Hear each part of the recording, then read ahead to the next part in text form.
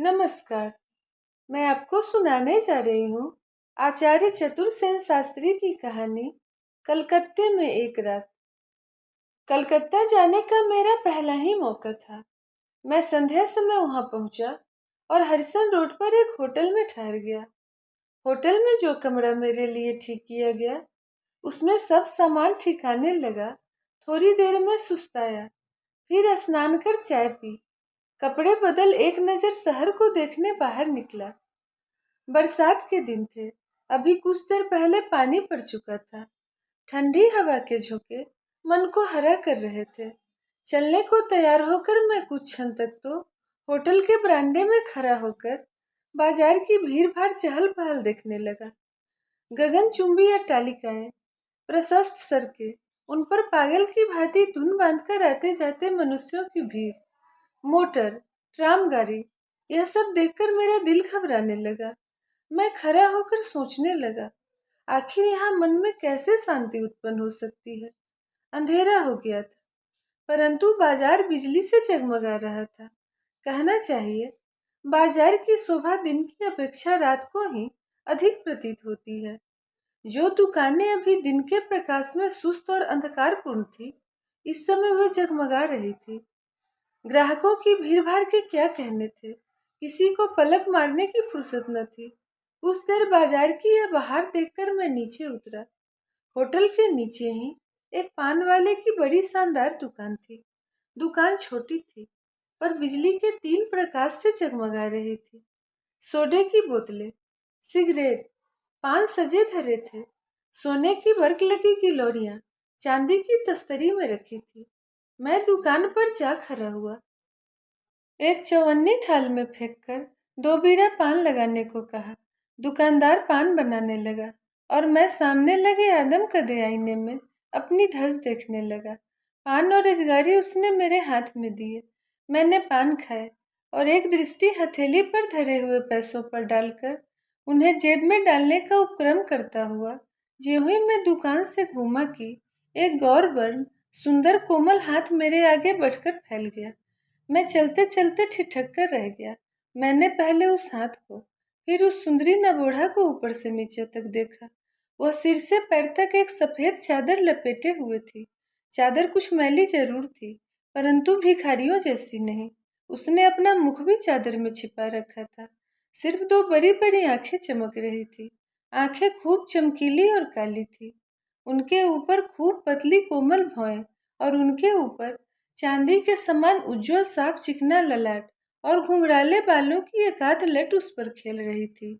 यद्यपि एक प्रकार के भद्दे ढंग से अपने शरीर को उस साधारण चादर में लपेट रखा था, परंतु उसमें से उसका यौवन फूटा पड़ता था। उसके मुख के शेष भाग को देखने का उपाय न था, परंतु उस पर दृष्टि डालते ही उसे देखने की प्यास आंखों में पैदा हो जाती थी। मैंने क्षण भर ही में उसे देख लिया। उसने मुझसे कुछ कहा नहीं।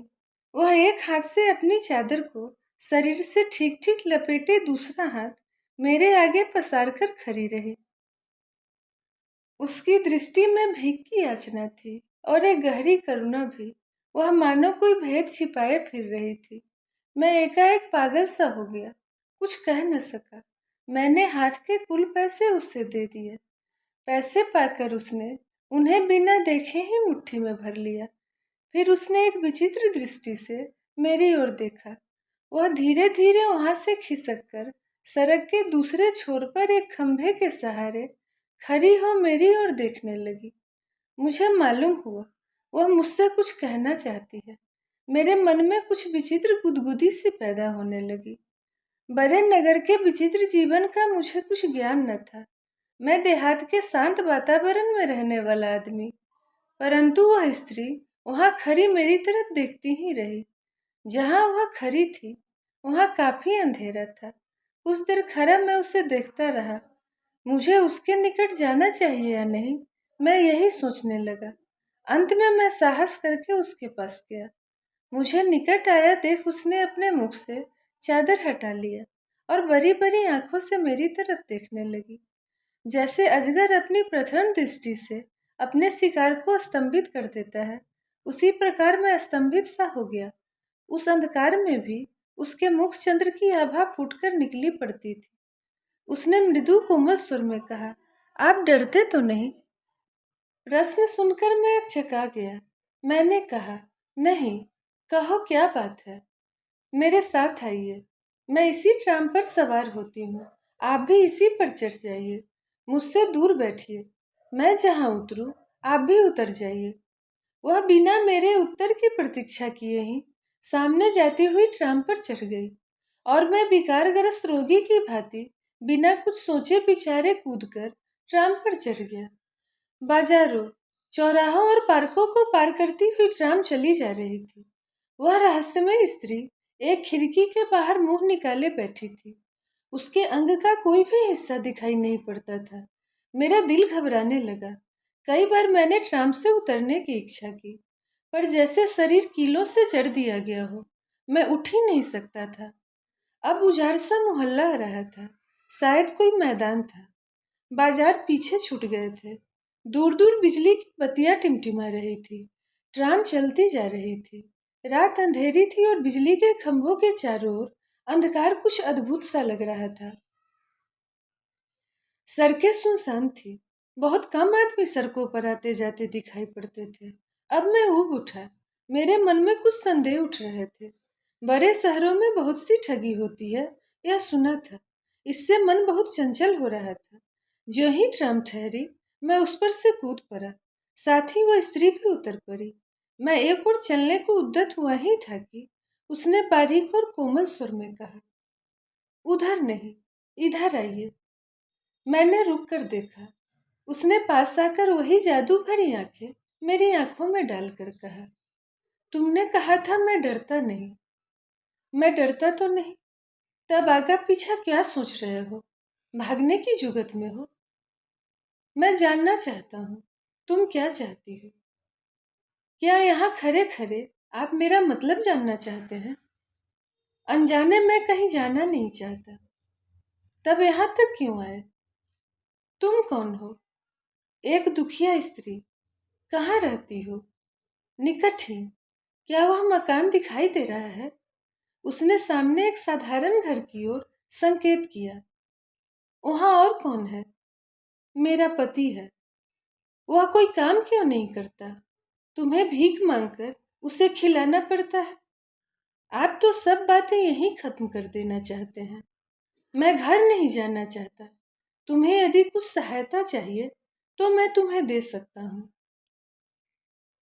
आप चले जाइए, मुझे आपकी सहायता नहीं चाहिए, उसने हंसकर कहा और फिर ऐंठकर चल दी। वह अद्भुत अज्ञात सुंदरी बाला मुझ अपरिचित से सुनसान रात्रि में ऐसी नोकझोंक से बातें करके चल दी। मुझे ऐसा प्रतीत हुआ कि वह किसी रस्सी से बांधकर मुझे खींचे लिए जा रही है। मैंने कहा, ठहरो, नाराज क्यों होती हो? वह खड़ी हो गई। मैंने पास जाकर कहा, आखिर तुम्हारा मतलब क्या है? साफ साफ क्यों नहीं कहती हो? उसने क्षण भर उन चमकीली आंखों से मेरी तरफ देखा, मुख पर से चादर का आवरण हटाया। उस अंधकार में भी मैं उस मोहक लावण्य को देखकर विचलित हो गया। उसने कहा, एक औरत से डरते हो? डरता नहीं हूँ। तब चले आओ। वह बिना मेरा मत जाने ही चल दी। मैं मंत्र मुक्त की भांति उसके पीछे चल दिया। सड़क से गलियों में और गली से एक बहुत ही सकरी गली में वह घुसती ही चली गई। अंत में एक मकान के द्वार पर जाकर उसने कुछ संकेत किया। एक बूढ़े आदमी ने आकर द्वार खोल दिया। वह मेरी तरफ भीतर आने का संकेत कर आगे बढ़ गई। मैं भी धड़कते हृदय से भीतर घुसकर उसके पीछे पीछे चल दिया।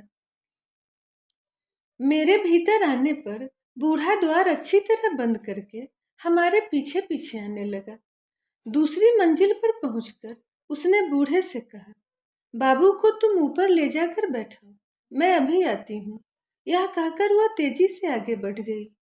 मैं वहीं खड़ा उस बूढ़े का मुंह देखने लगा। उस स्थान पर बहुत अंधकार न था, फिर भी बूढ़े का चेहरा साफ साफ नहीं दिखलाई पड़ता था। उसने अदब से झुककर कहा, चलिए। वह आगे आगे चल दिया। मैं उसके पीछे चढ़ता ही गया। चौथी मंजिल पर एक खुली छत थी। उस पर एक अच्छा खासा कमरा था। कमरा बंद था। बूढ़े ने अपनी जेब से चाबी निकालकर उसे खोला। स्विच दबाकर ज्वलंत रोशनी करके मुझे भीतर आने का इशारा किया। भीतर कदम रखते ही मैं दंग रह गया। वह कमरा ऐसे अमीरी ठाट से सजा हुआ था कि क्या कहूँ। दीवारों पर खूब बढ़िया तस्वीरें लगी थी। एक और पीतल के काम का कीमती छपर खट पड़ा था। फर्श पर आधे में ईरानी कालीन बिछा था और शेष आधे में बालिश्त भर मोटा गद्दा, जिस पर स्वच्छंद चांदनी बिछी थी। 10-12 छोटे बड़े तकिए उसमें सजे थे। फर्नीचर बहुत नफासत से सजाया गया था। कई वाद्य यंत्र और ग्रामोफोन कैबिनेट भी वहां रखे थे। यह सब कुछ देखकर मेरी आंखें चौंधी आ गई। एक भिक्षुक स्त्री का यह ठाठ, उसका मुझे फंसाकर लाने में क्या अभिप्राय हो सकता है। वह भिक्षुकी तो है नहीं, निसंदेह कोई मायाविनी है।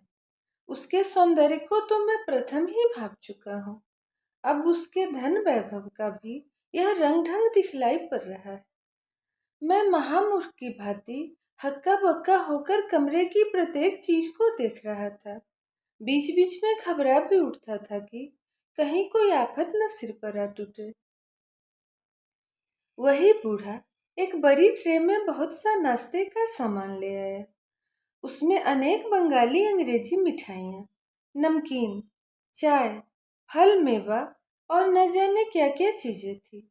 सब कुछ बहुत बढ़िया था। राजाओं को भी ऐसा नाश्ता शायद ही नसीब हो। बूढ़े ने नाश्ता सामने रखकर कहा, मालकिन अभी तशरीफ ला रही हैं, तब तक आप थोड़ा जलपान खा लीजिए। मेरा मन क्या जलपान खाने में था। मैं एक चकाकर कहा, तुम्हारी मालकिन कौन है? कहाँ है? जो मुझे लाई थी, क्या वही है? बूढ़े ने विनीत स्वर में कहा, सरकार, यह सब कुछ आप उन्हीं से पूछ लीजिए। वह चला गया। मैं उठकर टहलने लगा। जलपान मैंने नहीं खाया। अगर इसमें जहर मिला हो तब? कोई धोखे की बात हो तो?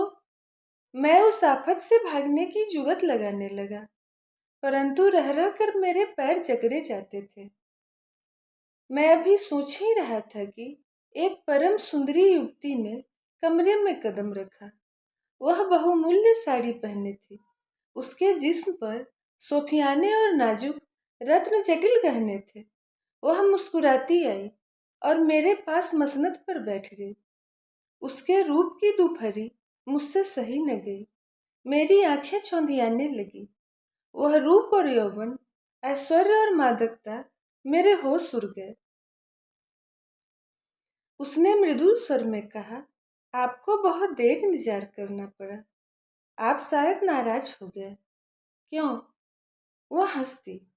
मैं हंस न सका। मेरे मन में उससे देख वासना तो उद्दीप्त हो गई थी, पर मैं बुरी तरह घबरा रहा था। इस मायाजाल के भीतर क्या है, मैं जानने को छटपटा रहा था। वह और खिसक कर मेरे निकट आ गई।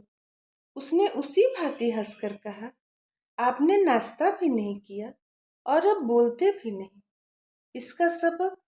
उसने एक तीखे कटाक्ष का वार किया। मैंने देखा और समझा वही है, परंतु इसका क्या कारण हो सकता है कि वह अद्भुत स्त्री इस प्रकार भिखारिनी बनकर लोगों को फांस कर ले आती है? मैंने उससे पूछा, तब वह आप ही थी? कहाँ? बाजार में? और मेरे साथ भी? वहां मैं क्यों होने लगी? वह हंसती और वह अधिकाधिक मेरे निकट आ रही थी। उसने निकट आकर स्निग्ध स्वर में कहा, आप शायद मेरी दासी की बात कर रहे हैं। यदि वह आपकी दासी थी तो क्या कृपा कर मुझ पर यह भेद खोल सकेंगी कि किस कारण आप इस प्रकार जाल में फांस फांस कर लोगों को घर में बुलाती हैं? मेरी बात सुनकर वह एकदम उदास हो गई। उसने आंखों में आंसू भरकर कहा, आपको यदि कुछ ज्यादा कष्ट हुआ हो तो आप जा सकते हैं। मैंने तो आपको एक धर्मात्मा आदमी समझकर इस आशा से कष्ट दिया था कि एक दुखिया अबला का कष्ट आप दूर करेंगे, परंतु मर्द जैसे सब हैं वैसे ही आप भी हैं। वह सिसकियां लेने लगी। मैं बहुत लज्जित हुआ। वास्तव में मैंने बहुत रूखी बात कह दी थी। मैंने कहा, आपको इतना क्या दुख है, मुझसे कहिए, तो मैं अपनी शक्ति भर उसे दूर करने का उपाय करूं। इस पर मुझे विश्वास कैसे हो? उसने आंसुओं से भीगी हुई पलकों को मेरी ओर उठाकर कहा। उस दृष्टि से मैं विचलित हो गया। मैंने कहा, यद्यपि मेरी आदत नहीं, फिर भी मैं कसम खाने को तैयार हूँ। उसके होठों पर मधुर मुस्कुराहट फैल गई।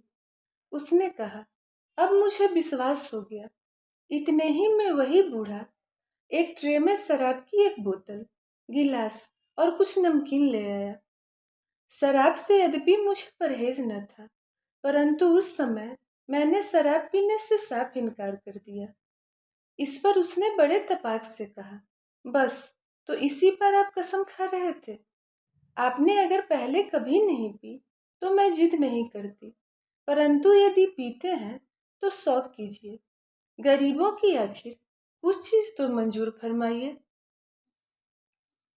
उसने इस अंदाज से यह बात कही और बोतल से शराब उड़ेलकर मेरे मुंह में लगा दी कि मैं और कुछ न कह सका।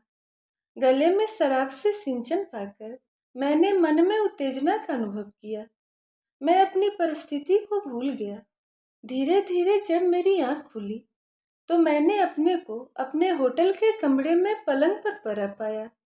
धीरे धीरे मैंने आंखें खोली। प्रातः काल की धूप खिड़की से छनकर कमरे में आ रही थी। मेरा सिर चकरा रहा था और शरीर में बड़ा दर्द था। कई मिनट तक मैं बिना हिले डुले पड़ा रहा। शरीर का नस निकल गया हो ऐसा लग रहा था। धीरे धीरे मुझे रात की सब घटना स्मरण हो पाई। मैं हड़बड़ाकर उठ खड़ा हुआ। पहले मुझे यह नहीं मालूम हुआ कि मैं होटल में हूँ। पीछे मैंने अपने कमरे को पहचाना। सब बातें स्वप्न के समान आंखों में घूमने लगी। सिर अब भी दर्द से फटा जा रहा था। मैं उठकर बैठ गया और दोनों हाथों से सिर को दबाकर बैठा रहा। मैं यहाँ कैसे आ गया? रात क्या मैं वहाँ नहीं गया था? नहीं नहीं, सचमुच गया था। मैंने देखा, मेरे शरीर पर वही कपड़े थे जो मैंने शाम को घूमने जाने के समय पहने थे। एकाएक मैंने देखा, मेरे हाथ की हीरे की अंगूठी गायब है। घड़ी की चेन भी नदारद है। जेब का मनी बैग भी नहीं है। यह देखकर तो मैं बिल्कुल बौखला गया। मैंने घंटी बजाई। नौकर ने आकर बताया कि आप बहुत रात गए आप आए थे। आपने शराब ज्यादा पी ली थी, इससे बदहवास हो गए थे। आपके जिन मित्र के यहाँ आपकी दावत थी, उनके दो नौकर आपको यहाँ गाड़ी पर पहुंचा गए थे। मैंने जल्दी जल्दी कोट बदन पर डाला और धड़धड़ाता हुआ पुलिस ऑफिस में जा पहुंचा। सब घटना की मैंने रिपोर्ट लिखाई। मेरा वर्णन सुनकर इंस्पेक्टर मुस्कुराने लगे। वे तुरंत ही दो कांस्टेबलों को लेकर मेरे साथ चल दिए। मैं अनायास ही ठिकाने पर जा पहुंचा। जिस घर में जाकर मैं बेवकूफ बना था, इस समय उसके दरवाजे में ताला पड़ा था और उस पर टू लेट का साइन बोर्ड लगा था। पूछने पर पड़ोस के एक संभ्रांत बंगाली महाशय ने आकर कहा कि यह मकान उन्हीं का है और किराए को खाली है तथा कई महीनों से इसमें कोई नहीं रहता है। जब मैंने उनसे रात की घटना का जिक्र किया तो वह हंसने लगे। उन्होंने कहा, बाबू का दिमाग फिर गया है। आप किसी दूसरे मकान में आए होंगे। वे हाथ का नारियल पानी पीते हुए भीतर चले गए। हम लोग कोई सुराग न पाकर चले आए। लगभग 2,500 के नोट और जवाहरात के अलावा मेरे बहुत कीमती कागजात भी गायब हो गए थे। वे सब उसी दिन मुझे अदालत में पेश करने थे। उसी काम से मैं कलकत्ता गया था। मुझे कोर्ट में यह देखकर आश्चर्य हुआ कि उनमें से कुछ जरूरी कागजात प्रतिपक्षी वकील की फाइल में है और उनसे मेरे विरुद्ध सबूत जुटाया जा रहा है। कहना न होगा, वह 40,000 का मुकदमा मैं उन कागजों को गवाकर उसी तारीख को हार बैठा। उस दिन मैंने कलकत्ता त्यागा।